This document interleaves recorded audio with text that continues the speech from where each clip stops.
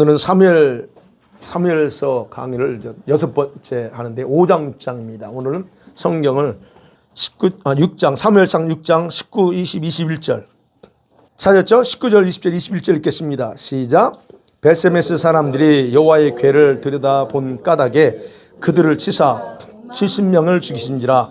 여호와께서 백성을 쳐서 크게 살육하셨으므로 백성이 슬피 울었더라. 베세메스 사람들이 이르되 이 거룩하신 하나님 여호와 앞에 누가 능히 서리요? 그를 우리에게서 누구에게로 올라가시게 할까 하고 전령들을 기럇 여아림 주민에게 보내어 이르되 블레셋 사람들이 여호와의 궤를 도로 가져갔으니 너희는 내려와서 그것을 너에게로 옮겨가라. 아멘. 자, 오늘 그 6번째로 지난주에 봤죠. 블레셋한테 졌습니다. 전쟁에서 져가지고 완전히 3만 명 죽고 언약궤를 빼앗겼습니다. 그래서 여러분 이 이스라엘의 그 역사 가운데서요 가장 큰 피해를 입은 전쟁이 어떤 전쟁이냐 할 때 바로 그 중에 하나가 바로 아벡 전쟁이에요. 그때 당시에 3만 명이면 보통 그 적은 수가 아니에요. 그러니까 뭐 지금처럼 뭐 몇천 명 이게 아니고 그 인구 비례해 볼 때 이때 3만 명 죽은 건 어마어마하게 죽은 겁니다.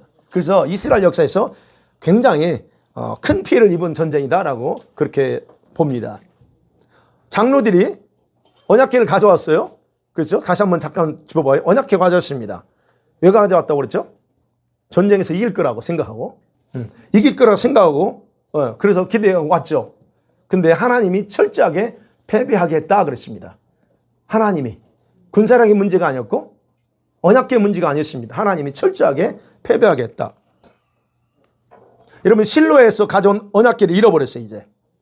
그리고 두 제사장 엘리야들 홈리와 비나스도 죽습니다. 3만 명 죽고요. 자, 그러면 이 아벡 전쟁에서 패배라고 하는 것은 이스라엘의 그냥 이제 그때 당시 상황 보아요. 이스라엘의 초기 통치 구조에 엄청난 변화를 가져옵니다. 그 전쟁짐을 통해서 통치 체제가 바뀌어요. 그 중에 하나가 뭐냐면 300년 동안 이스라엘의 수도 역할을 했던 지역이 실로였습니다. 거기에 이제 그래서 언약궤가 있고요. 성막이 있었습니다. 근데 거기가 완전히 파괴됩니다. 실로가 완전히 파괴돼요. 우리 성경에는 안 나옵니다. 근데 그때 승리한 블레셋은요, 실로 쪽으로 진격합니다. 진격해가지고 실로를 완전히 초토화시켜요. 그리고 하나님의 성막도 완전히 파괴해버립니다. 그래서 블레셋과의 전쟁에서 이 실로의 멸망을 기록한 성경이 있어요. 예레미야하고 시편에 있는데 예레미야 7장 넘겨보세요. PPT 7장 12절에서 14절이에요. 같이 읽어볼게요. 시작. 그러므로 내가 실로에 행함 같이 너희가 의뢰하는 바 내 이름으로 일컬음을 받는 이 집 곧 너희와 너희 열족에 준 이곳에 행하겠고 내가 너희 모든 형제 곧 에브라임 온 자손을 쫓아냄 같이 내 앞에서 너희를 쫓아내리라 하셨다 할지니라. 또 거기까지요. 15절 보세요. 거기 보면 실로에 행함 같이 완전히 실로를 이때 여기는 안 나오지만 그랬다는 그런 것처럼 장차 이제 유다를 그렇게 얘기하는 겁니다. 여기에서 보면 여러분 실로가 완전히 초토화돼요. 그 다음에 그것에 대해서 여러분 시편 78편 59절부터 한번 볼게요. 시작. 하나님이 들으시고 분내어 실로의 성막 곧 인간의 세우신 장막을 떠나시고 그 능력된 자를 오래 넘기시고 자기 영광을 내 손에 붙이시고 또 그 백성을 또 갈에 붙이사 그의 기업에서 분내셨으니 저희 청년은 불에 살라지고 저희 처녀에게는 혼인 노래가 없으며 저희 제사장들은 칼에 엎드러지고 저희 과부들은 애국하지 못하였도다. 이게 바로 시편 내서 실로가 여기서 아벡에서 전쟁에서 초토화된 것을 이게 지금 시로 쓴 겁니다. 그 보면 내 백성은 칼에 다 붙였대요. 기업을 완전히 다 주님께 그만큼 했다는 겁니다. 그러니까 결국 뭐냐면 보면 하나님이 여기에서 아벡을 300년 가까이 이제 그래도 여호수아가 가나안 땅 들어간 이후부터 중요한 역할을 했던 적인데 그런 결과를 가져옵니다. 그런데 56절 여기 보세요. 시작. 때에 주께서 자다가 깬 자같이 포도주로 인하여 외치는 용사같이 대적을 쳐 물리쳐서 길이 녹되게 하시고. 자, 마지막 두 구절 하나님께서 블레셋에서 오늘 이제 6장이 나오는 있죠. 블레셋에서 직접 행하신 재앙을 기록하고 있습니다. 예. 아벡 전쟁에서 여러분 이 패배에 대해서 결국 이 선지자를 통해서 증거하는 그 예레미야나 이 시편 기자를 통해 증거하는 건 뭐냐면 다른 게 아니었어요. 이스라엘 백성들의 죄악 때문에 심판했다는 것이 바로 그 핵심입니다. 자, 그래서 실로는 완전히 그때 초토화됐다. 그 다음에 두 번째 어떤 변화가 오냐면 실로가 완전히 파괴되니까 중요한 건 엘리 자손들 있죠. 제사장. 엘리의 후손들이 다 높당으로 이사를 합니다. 다른 지역으로 이사 가요. 더 이상 거기서 살 수가 없습니다. 이 실로가 어디 지역이냐면 베델이 있는데요. 그 에브라임 지파에 속한 땅입니다. 근데 이 실로는 베델보다 더 위쪽에 있어요. 근데 이 엘리 후손들이 이곳으로서 이제 성막도 파괴됐잖아요. 그러니까 어디는 남쪽으로 내려와요. 한 30km 떨어진 것이 여기 말하는 이 노비입니다. 그 내려와서 거기서, 즉 거기는 예루살렘과 가까운 지역이에요. 거기 살아요. 그러면서 엘리 제사장 그 집안의 역할이 축소돼 버립니다. 주님이 이제 그 집안을 그렇게 만들어 가죠. 그리고 언약궤가 여러분 블레셋에 몇 개월 있었죠? 6장 1절에 보면 7개월 있어요. 7개월 동안 이스라엘이 안 돌아오죠. 왜? 여러분 그러니까 7개월이 다시 돌아와요. 돌아오긴 합니다. 근데 오지만 어떻게 해요? 이 언약궤를 어디로 가져가요? 실로로 안 가. 파괴됐기 때문에. 그래서 오늘 이제 읽었던 그 6장 맞과 7장 1절 2절 말씀 보면 기럇 여아림 아비나다 집에서 20년 동안 거기에 그냥 집에 놔둡니다. 그 역사적인 긴 어떤 시간들이죠. 방치돼요. 그리고 하나님은 사무엘이 그때 사사로 있었고 제사장으로서 사역을 했지만 성막, 지금 언약궤를 놓을 수 있는 처소를 준비하지 않게 해요. 그래서 20년 동안 여기 머무른 겁니다. 그 다음에 세 번째로 전쟁에서 졌잖아요. 이 전쟁에서 진 이후부터는 이스라엘은 항상 이 블레셋의 위협 속에 삽니다.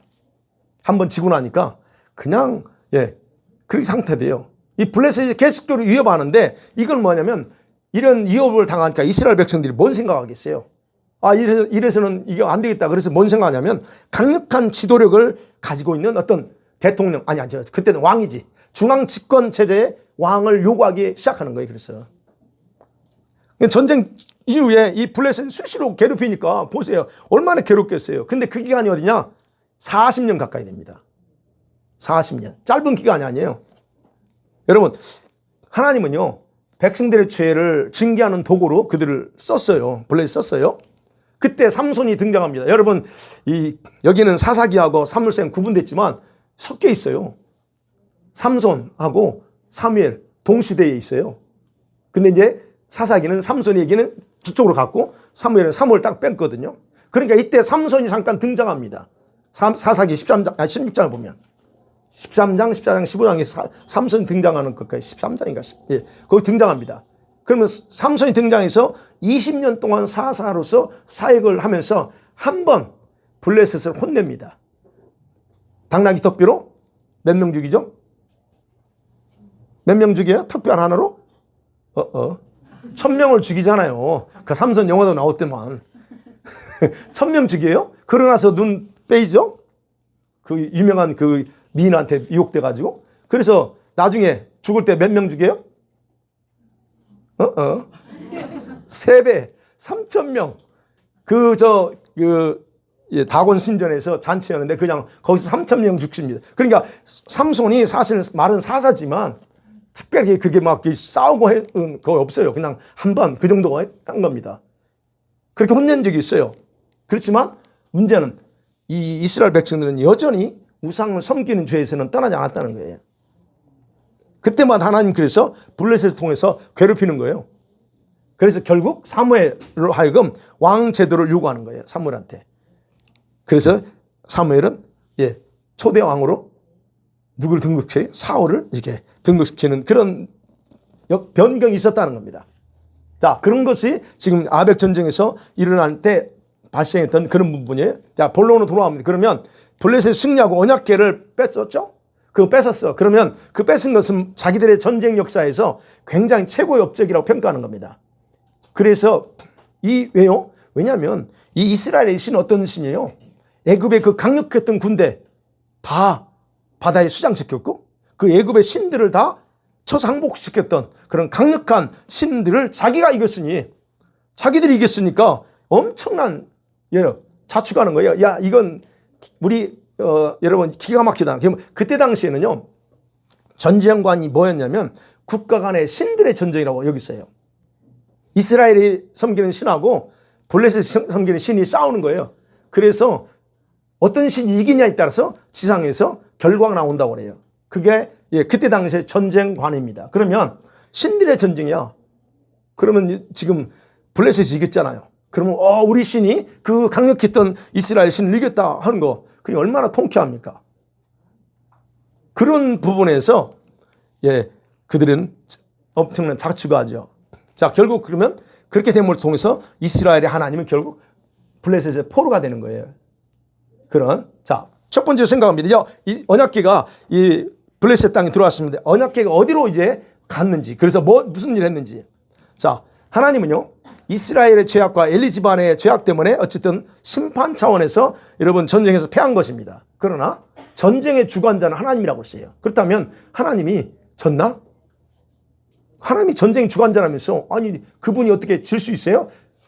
그렇지는 않습니다. 전쟁 주관자로서 주님 자신이 이제 원래 계획은 그게 아니었기 때문에 이제 직접 가서 블레셋과 싸우는 거예요. 이런 사실을 알지 못하는 블레셋은 어떻게 합니까?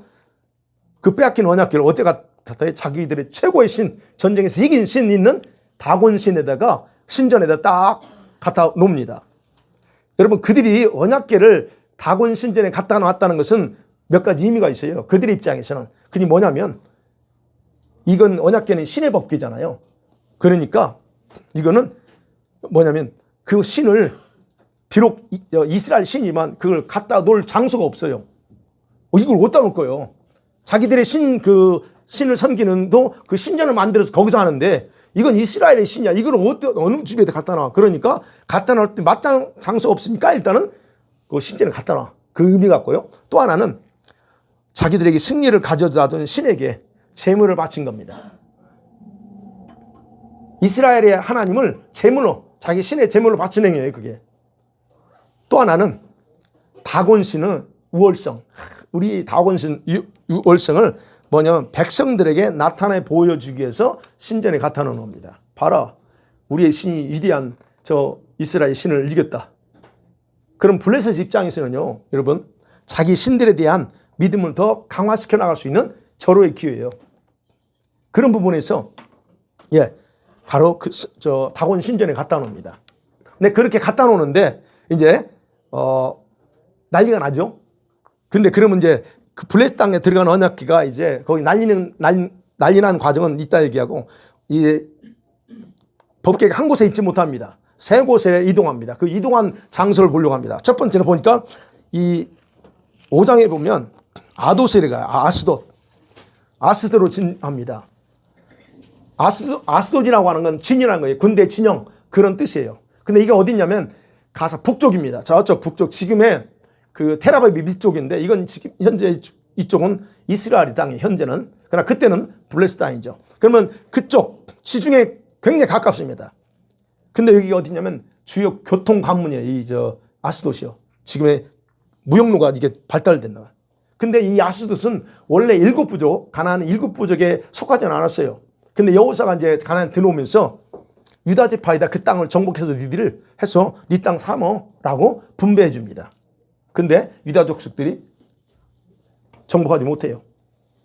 그리고 이 아스돗은 당시에 애국과의 그런 무역의 여러분 그 근거지였기 때문에 애굽으로 바로 이 도로가 역시 해안도로 있다고 그랬잖아요. 해안도로. 그래서 출애굽할 때 그리 왔으면 빨리 왔는데 그대로 하지 않았다고 그랬죠. 그 관문이 그쪽으로 하는 문이에요. 그래서 블레셋 도시 중에서 대단히 중요하게 여겼던 도시 중에 하나가 바로 아스돗입니다. 그 다음에 또 아스돗에서 어디로 오냐면 가드라는 곳으로 옮겨요. 그 지도를 한번 보여줄래? 보세요 여기. 에벤에 있죠? 여기. 아스도로 옵니다. 그 다음에 가드로 이쪽으로 옮기죠. 가드. 이 역시 여러분 그 가드는 원래 가나안 도시 중에 하나였어요.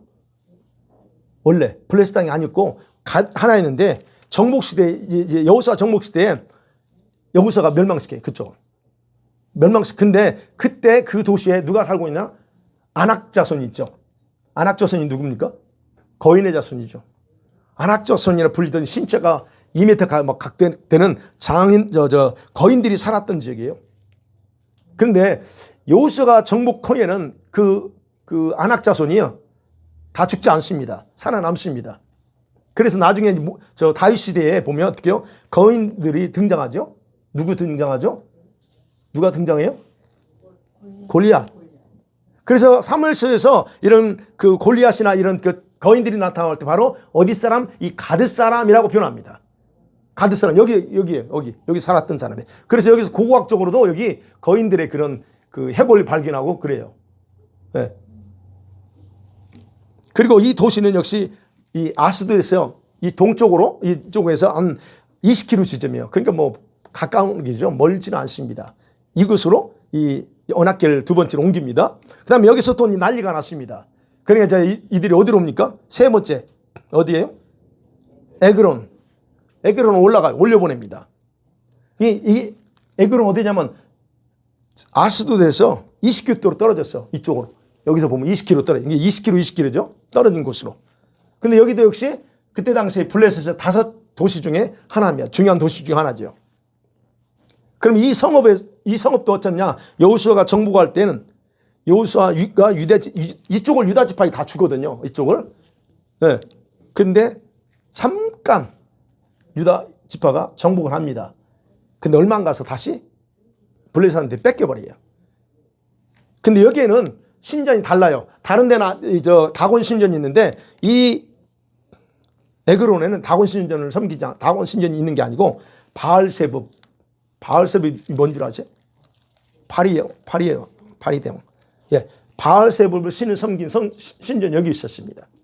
자, 이렇게 여기서 가서 이동을 합니다. 그러다가 나중에 이제 바로 베스메스로 오는 내용들을 우리가 봅니다. 자, 그러면 이제 좀 더 이제 5장과 6장을 좀 구체적으로 살펴보죠. 여러분, 자, 이 세 도시를 이동했던 언약궤는 그들은 이겼으니까 전리품으로 법궤를 가지고 왔잖아요. 근데 자기들이 전혀 생각하지 않는 그런 안전의 위협이 오고 평안이 다 깨지는 일들이 발생합니다. 바로 5장은 그런 내용을 중심으로 기록하고 있습니다. 요약하면 그래요. 여호와께서 직접 블레셋 진영에 직접 들어가서 싸우면서 승리를 쟁취하는 그런 내용입니다.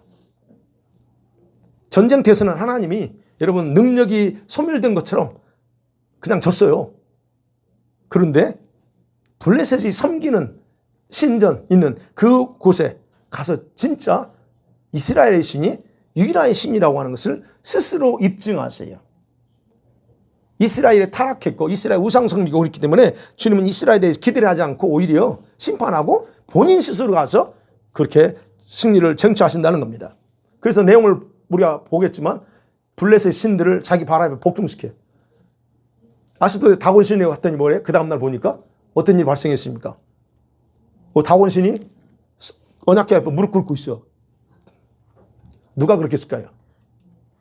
천사가 했겠죠. 물론 그 하나님 복궤니까 하나 천사가 와서 그냥 해줘. 그걸 통해서 뭐예요? 다곤은 아무런 능력이 없어 라고 하는 것을 그 사건을 통해서 보여주는 거예요. 그 다음날 보니까 블레셋 사람 눈치 못 채죠. 그래서 왜 넘어졌지? 하고 이제 그거 다시 세워놓죠. 그 다음날 어떻게 그래요? 네, 부러뜨려 버려. 발목까지 부러뜨리고 여기 나와요. 6장에 보면 5장에 보면 예, 손목도 부러지고 머리도 부러뜨려 버려요. 예, 그러니까 결국 뭐냐면 아니 그 이스라엘 위대한 신을 이겼던 신이 저러면 안 되지. 그러니까 이제 그런 사건 결국 다곤 신은 아무것도 아니라는 걸 주님이 직접 임명합니다. 근데 그들은 못 깨달아요. 자, 그들은 이스라엘 신을 너무 과소평가한 거죠. 그런데 거기서 하나님은 그들이 상상할 수 없는 재앙을 내리기 시작하는 겁니다. 뿐만 아니라 하나님은 독종, 아주 심한 독종으로 아스돗 지역과 백성들을 치기 시작합니다. 그 다곤만 손모가지 부러뜨린 게 아니고 이 백성들은 독종으로 쳐요. 그래서 스스로 이스라엘의 신이 위대하다는 것을 스스로 고백하게 만들어. 그게 7절이에요. 5장 7절에 아스돗 사람들이 이를 보고 이르되 이스라엘 신의 괴를 우리 함께 잊지 못하게 할지라 그의 손이 우리와 우리 신 다곤을 친다. 스스로 고백해요. 예. 처음에는 승리에 져서 했는데 이제는 지금 그들이 곡소리 하는 거죠. 결국 하나님은 블레셋의 그런 거짓 종교인 본질인 바로 이 다곤 신전에 들어가가지고 직접 상대해서 자신의 위대함을 지금 스스로 나타내고 있다는 거야. 자, 아스돗이 재앙을 당합니다. 너무 커요. 재앙이 커. 그러니까 어떻게 방백들이 모여서 논의합니다. 이거 어떻게 할까? 논의하는 어디로 가냐? 바로 이 가드로 보내기로 한 거예요. 정한 거예요. 그래서 하나님이 가드에서도 이제 보냈어요. 가드에서 갔더니 하나님 가만히 계시나? 아니에요. 가드 갔더니 보면 뭐라고 심히 큰 환란을 쳤다 그래요. 9절에 보면 그것을 옮겨간 후에 여호와의 손이 심히 큰 환란으로 그 성읍을 쳤다 그럽니다. 여기도 역시 아주 독한 종기로 백성들을 쳐서 고통당하게 하고 사람도 죽게 만듭니다. 야, 그러니까 그런 일을 당하니까 어떻게 해요? 아스돗에서 당했어. 근데 이 가디 와서도 그러네. 그러니까 이 가디 사람들이 뭐가 그러겠어요? 그들이 회의하는 거에 또 이거 저기로 보내자. 에그론으로 보내자. 그래서 에그론으로 보내는 거예요. 그러니까 방백들이 리더들이 결정해서 보내니까 뭐 일반 사람들이야 따라야죠. 그러니까 보냈습니다. 그런데 이때 봐요. 이때 에그론의 사람들이 어떻게 해요? 반응하자. 이미 아스돗과 가드 성읍에서 당한 재앙이나 사망 사건에 다 들었어. 이런 재앙 때문에 지금 7개월이니까 뭐 이 소문 다 나겠죠. 거기서 오니까 에그론 사람이 울부짖어요. 그게 나오는 거예요. 지금 이거 10절이 그 얘기예요. 에그론 사람들 울부짖으면서 완강하게 거부합니다. 절대 우리 못 가져와 이거죠. 그러면서 결론이 뭐냐? 이거 이스라엘로 돌려보내. 이스라엘 달려보내라고 방백들한테 촉구하는 거예요. 그게 이제 12절 나옵니다. 촉구 빨리빨리 보내라고. 그래서 12절에 5장 12절에 그래요. 죽지 아니한 사람들은 독한 총기로 치심을 당해 성읍의 부르짖음이 하늘에 사무쳤더라 그럽니다. 어마어마한 울부짖음, 비명소리에 하늘에 사무칠 정도로 엄청난 그런 사망 사건도 많이 일어났고 고통을 당합니다. 그러니까 그들이 당한 재앙이 견디기가 너무 어려우니까 그냥 비명만 지르는 거예요. 이게 어떻게 자기들의 힘과 노력으로 처리할 방법이 없다는 걸 고백하는 말이 그 말입니다. 자, 하나님께서 여러분 이렇게 큰 재앙을 내리신 이유를 분석해 보면 그들이 재앙을 받을 만한 일을 합니다. 네.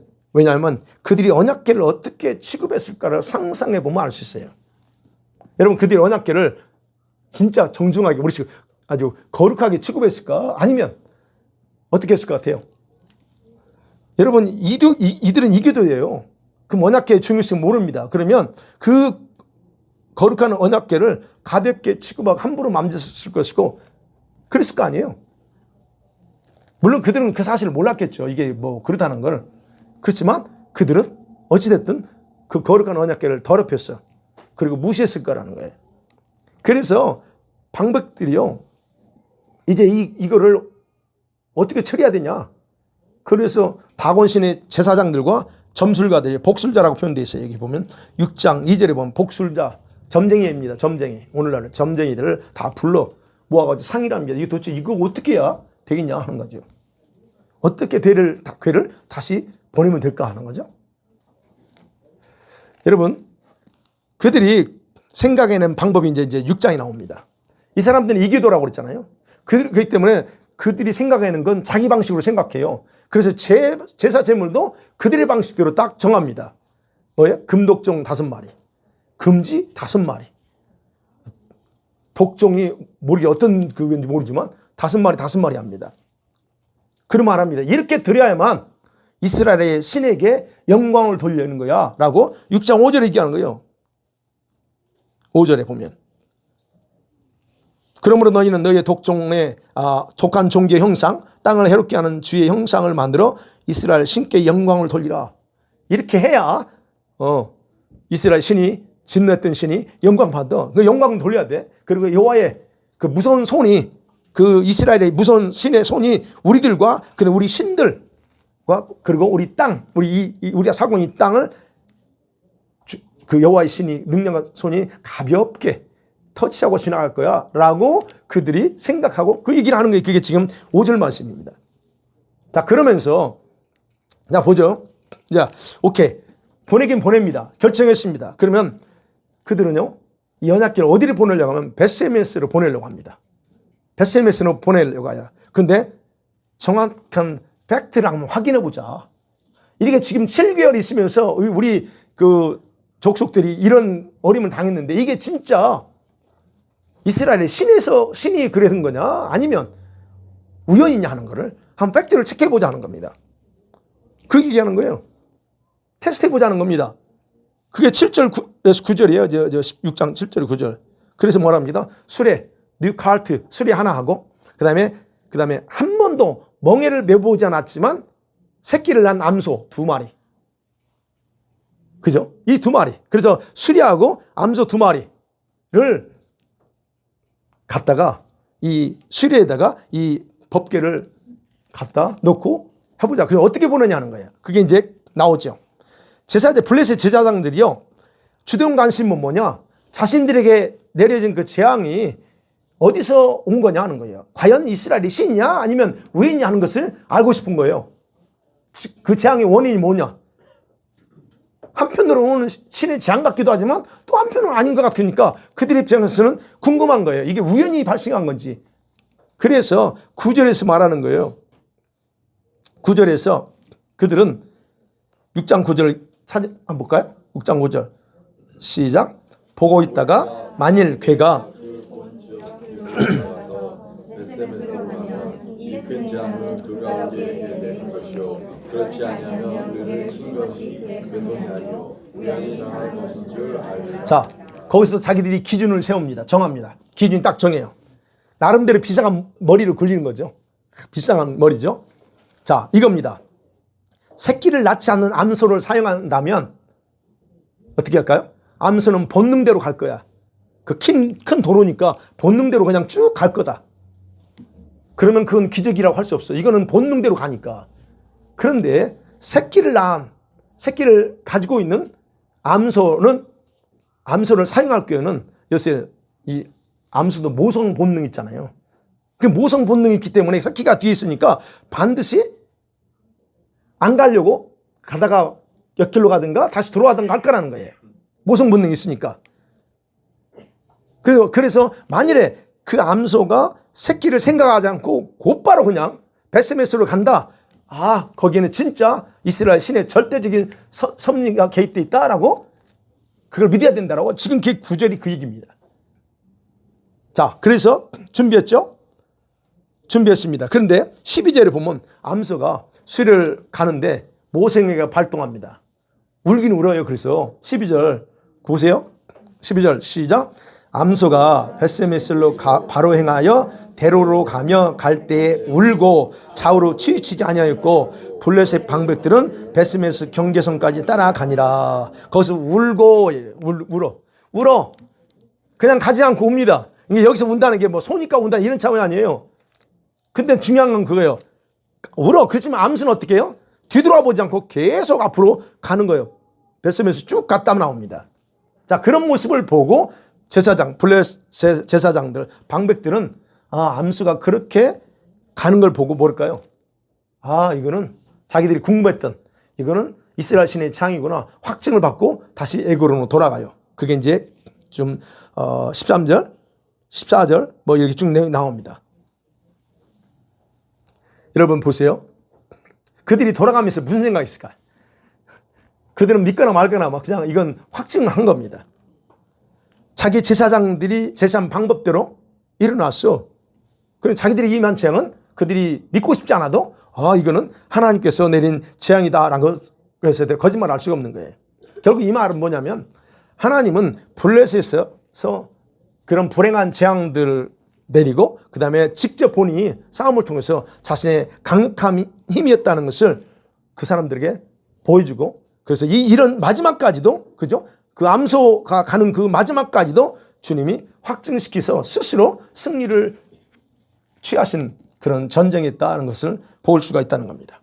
포로로 잡혀갔지만 그거는 우리 식으로 하면 진짜 포로로 잡힌 게 아니고 가서 다 그런 일을 하고자 했다라고 우리가 이렇게 생각해 볼 수 있다는 거죠. 마지막 세 번째로 보면 자 그런데 이제 언약궤가 이스라엘에 돌아왔습니다. 근데 자 왔는데 언약궤가 외면당합니다. 외면당해요. 여러분 수레를 끄는 사람 없었어요. 근데 그냥 소에게 딱 맡겨놨어. 근데 수레는 어쨌든 그 암소는 이스라엘 땅에 속한 베스메스 사람의 여기 성경 보면 베스메스 사람의 그 여호수아 딱 주인이 그 밭의 주인이 여호수아의 밭까지 와서 딱 자동으로 멈춥니다. 누가 명령하지 않았는데 그 이스라엘 땅 딱 경계선 들어오니까는 소가 멈춥니다. 자, 이 모습을 보세요. 그 아까 방백들은 봤단 말이에요. 돌아갔어. 그리고 이 언약궤가 돌아갔던 걸 밭에서 일하던 사람이 보고 너무 기뻐서 거기에 살던 레위인들이 암소를 그 끌고 왔던 암소를 번제로 드립니다. 그리고 15절 그러죠. 레위인들 왜냐하면 여기가 레위인들이 살던 베스메스는 레위인들이 주었던 땅에 제가 그 설명할 건데요. 그럼 베스메스가 어디냐 하는 걸 잠깐 설명해 볼게요. 베스메스라고 하는 뜻은 태양의 집이라는 뜻이에요. 태양. 이런 이름은 이스라엘 백성이 지은 게 아닙니다. 그래서 학자들은 그래요. 아마 이곳은 이방인들이 태양신을 섬기던 그런 가나안 사람들이죠. 그 가나안 사람들이 그 이름을 그렇게 지었을 거다라고 얘기를 합니다. 이곳은 어떤 지역이냐면 바로 예루살렘에서 서쪽으로 22km 정도 위치되어 있어요. 블레셋 땅 에그론에서는 에그론의 그 골짜기가 연결되어 있어요. 이렇게 아래로 보면. 그리고 이 베스메스는 여호수아가 정복할 때는 제사장의 성읍으로 지정된 유다 지파의 땅이에요. 거기 보면 제사장들이 그 각 지파 나눠졌잖아요. 그때 제사장들은 레위인들이 가서 살 수 있는 그 한 성읍들을 다 지정했어요. 그 지정된 장소 중에 하나가 바로 이 베스메스입니다. 그러면 블레셋 제사장들이 왜 언약궤를 다른 데로 안 보내고 바로 이 베스메스 보냈을까 하는 거예요. 다른 걸 보낼 수도 있거든요. 그곳에서. 그건 아까 말씀드렸던 몇 가지 이유가 있음을 생각할 수 있는데 원래 그 언약궤를 보관했던 실로가 완전히 파괴돼서 보관할 것이 없다는 것을 알았기 때문에 일단 못 보낸 거고 또 하나는 베스메스는요. 마지막 재앙을 그 울부짖었던 에그론과 제일 가까운 이스라엘 성읍이에요. 그러니까 그들 입장에 제일 빨리 어떻게든 빨리 이렇게 걔를 이동하고 보내보고 싶었기 때문에 이쪽으로 보냈을 거다라고 생각할 수 있고 아니면 그들이 같은 나라는 아니지만 그때는 국경이 없다고 했잖아요. 그래서 서로 사실 왕래에 싸울지 않을 때는 왕래합니다. 그러면 이 블레셋 사람들 입장에서는 이 베스메스는 그 레위인들 즉 제사장과 같은 일을 하는 성전에서 일을 하는 레위인들이 사는 곳이라는 것을 그들이 알았기 때문에 그곳으로 보냈을 가능성이 크다라고 생각해 볼 수 있다는 거예요. 그래서 학자들은 이곳을 여호수아 20장 16절에 근거해서 아론의 후손들에게 주어진 제사장 성읍이라고 말을 해요. 그러나 제사장 성읍은 아니고 제가 볼 때는 그래요. 제사장 성읍이라기보다는 레위 후손들이 살았던 성읍이라고 하는 게 더 확실해요. 그런데 이곳에 언약궤가 돌아왔어. 그러니까 그걸 보고 너무 좋았죠. 그런데 중요한 것은 이 언약궤 레위인들조차도 이 언약궤를 어떻게 다뤄야 되는지를 전혀 몰랐다는 거예요. 물론 알죠. 제사장들은 알지. 이거는 어떻게 다뤄야 되는. 근데 다른 그 레위인들이 한두 지파가 아니잖아요. 족속이 아니잖아요. 제사장의 후손은 제사장만 있고 나머지는 다 성전에서 봉사하고 하는 거죠. 근데 이제 그 중요성은 일반적으로 언약궤는 거룩해라는 걸 알겠지만 요거를 어떻게 다뤄야 되는가에 대해서 몰랐다는 거예요. 그런데 오늘 보니까 베스메스 사람들이 레위인에서 제사를 드렸는데 그 이후에 언제인지 모르지만 그 이후에 이 사람들이 호기심이 생긴 거야. 언약궤 갖다는 호기심이 생겨서 뭐 합니까? 언약궤를 열어봐 버려요. 열어봐. 저게 나오죠. 언약궤를 열어보고 그잖아요. 들여다봐. 19절에 오늘 본문에 들여다봐. 그런 들여다보는 큰 죄를 범합니다.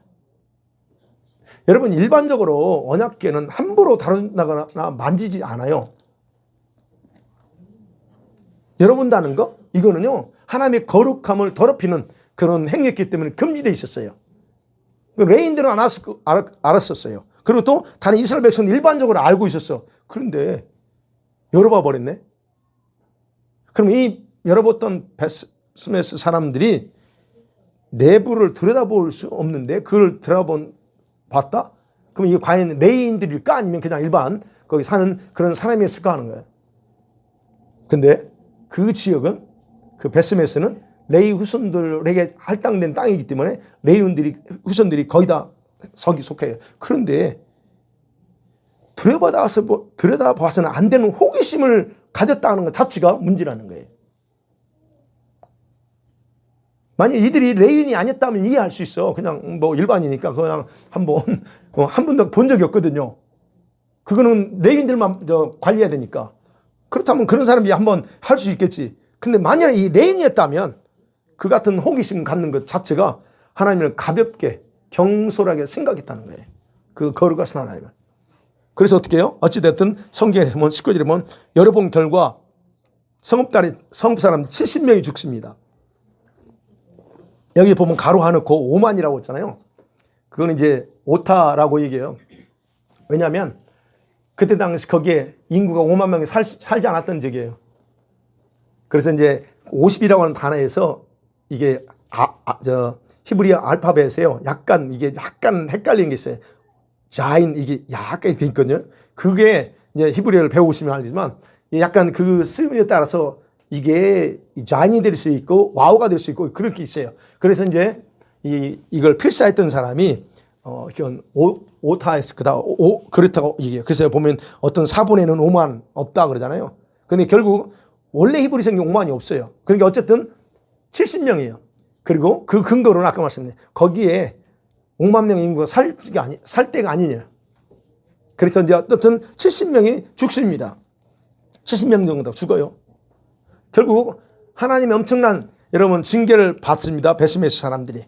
그래서 사람들이 어떻게 이제 죽으니까 이게 무서움을 아는 거죠. 두 놈이 잡혀서 그 궤를 어디로 봅니까? 걔 오늘 나오는 데서 기럇 여람에 보내. 자, 사람 보내가지고 야 우리 지금 법궤가 와 있는데 이거 너희 지역으로 가지고 와. 얘기하는 거죠. 네. 자, 근데 여기서 나와 보면 이 세 성읍으로 옮겨요. 21절과 이제 7장 1절 보면 기럇 여아람으로 올라가죠. 20년 동안 방치된다. 누구도 관심을 갖지 않았습니다. 그래서 말씀드린 관심 갖지 않고 방치된 언약궤라는 거예요. 네. 여기서 나오죠. 자, 7장 2절 볼게요. 7장 2절 시작. 궤가 기럇 여아람에 들어간 날부터 20년 동안 오래 있은지라 이스라엘 온 족속이 여호와를 사모하니라. 20년간이에요. 20년간. 블레셋을 단독으로 재앙으로 쳐서 승리하고 돌아온 하나님의 영광과 임재에 관심을 두지 않았다는 거예요. 물론 이제 법궤를 둘 만한 성수가 없게 깨져버렸으니까 그렇긴 했죠. 아까 하나님이 또 그렇게 허락도 안 했고. 어찌됐든 이 부분에 대해서는 실장 오늘 이 마지막 그 부분에서는 다음 주에 한 번 더 살펴볼 겁니다. 어찌됐든 그래서 언약궤가 이스라엘 잃어버렸던 언약궤 가서 블레셋과 주님이 직접 가서 그들을 가서 혼 좀 내고 다시 자신의 위대함을 나타내고 다시 돌아왔다는 것. 이게 바로 5장, 6장 그런 내용입니다. 자, 결론적으로 말씀 맺어볼게요.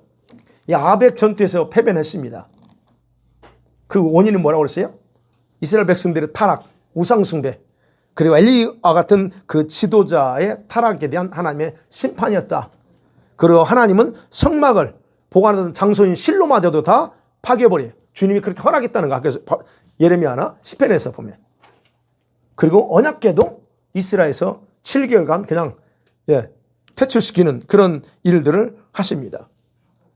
결국은 하나님은 죄악을 용납하지 않을 뿐만 아니라 결국은 비록 자신의 집일지라도 하나님은 언제든지 버릴 수 있다는 거예요. 나중에 솔로몬 성전도 하나님이 다 버려버려요. 절대 안 버리겠다고 해요. 그런데 뭐 때문에 버려요?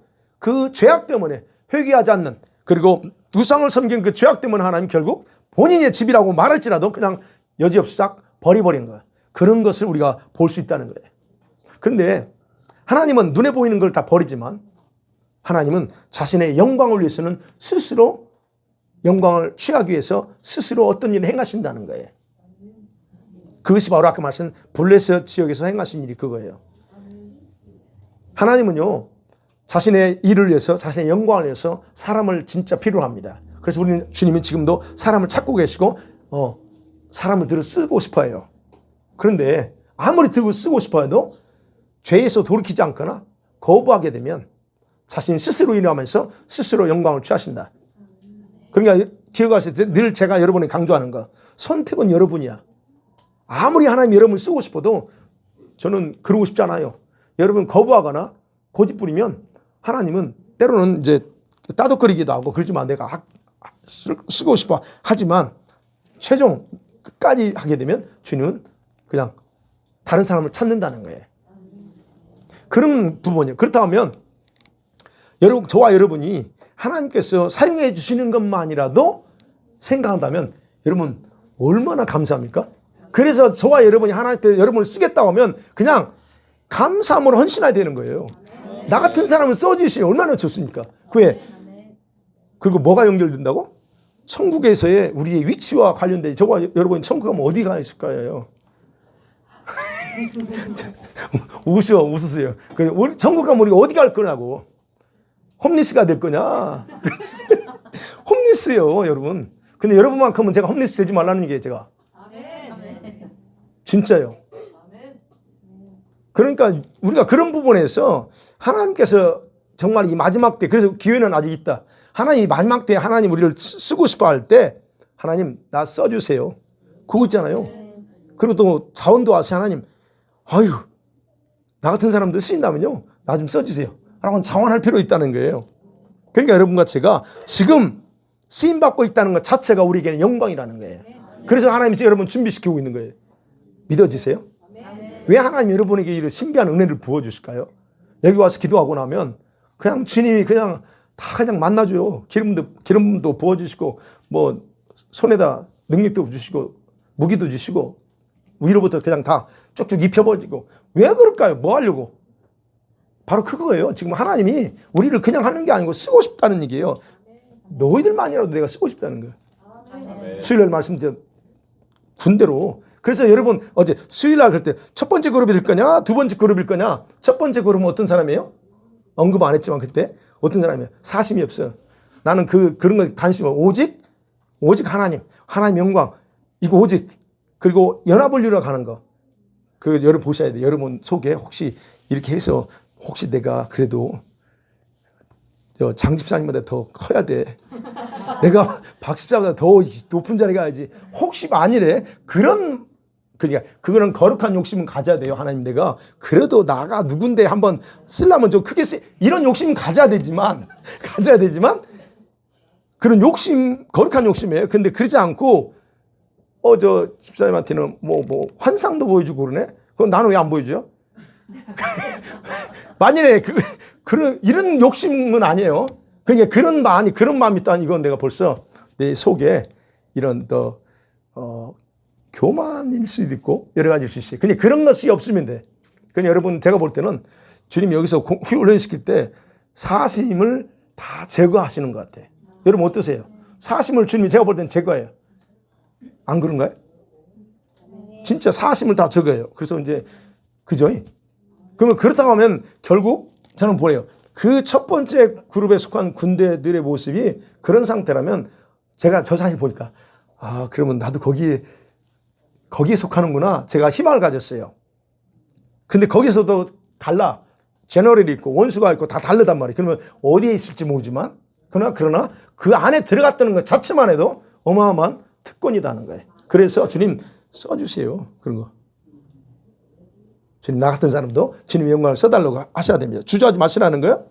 그리고 주님은 오늘 또 하나 더 생각하는, 주님 자신의 주권대로 우리들의 삶을 인도하고 만들어 가십니다. 여러분의 삶을 인도하고 만들어 가세요. 다만 여러분들이 순간순간 삶에서 하나님의 손길을 발견하는 것이 필요합니다. 여러분 삶 속에서 하나님이 인도하신다는 그 순간순간 어느 순간이든 발견하시고 계시나요? 예, 제가 늘 강조하지만 여러분은 하나님이 여러분 삶 가운데 계속 일하시는 걸 여러분 직접 감지하거나 아니면 여러분 보거나 느껴요. 그러시는 것이에요. 그게 바로 하나님이 우리에게 그거 필요한 거예요. 그거 하나님 인도한다는 것을 여러분 그냥 막연하게 하나님 인도하시죠. 당연히 아니라는 거예요. 하나님은 그분은 살아계세요. 살아계신다면 흔적을 남겨. 그러면 여러분 삶 가운데 하나님 인도하시는 흔적이 있어야 돼. 근데 흔적이 안 보여. 그건 문제예요. 모르고 있거나 그럼 여러분이 아직 하나님의 그 일하심에 대한 그런 부분에서 문외한이라는 거예요. 그래서 얘기하는 거예요. 반드시 일하시는데 그 흔적을 볼 수 있어야 된다는 거예요. 그걸 발견하면요, 여러분 방황 안 합니다. 근데 발견하지 못하니까 방황하고 어떻게 자기 본능대로 자기 정욕대로 살려고 몸부림치는 거예요. 그래서 그런 거예요. 보세요. 오늘 보면 말 못하는 암소. 말 못하는 암수까지도 자기 계획대로 사용하면서 딱 주권대로 하시잖아요. 그렇다면 우리는 말도 할 줄 알고 하나님 지금 하시는 다 하는데 그죠? 자, 주님은 그렇게 하신다 그래요. 그렇다고 하면 저와 여러분에 대해서 하나님이 어떻게 사용하실까 궁금하시죠? 궁금하시죠? 그거 발견하셔야 돼요. 자, 그래서 하나님의 일하신 일들이 여러분은 구체적으로 또 오늘 이 밤에 기도하면서 그런 것들을 하나님이 또 가르쳐 주실 겁니다. 그리고 또 여러분 기도하실 하나님 뭡니까? 라고 그럴 때 하나님이 역사하실 겁니다. 자, 이 밤에 나 알려주세요. 이제 기도해야죠. 우리 조임차게 세 번 부르고 기도하겠습니다.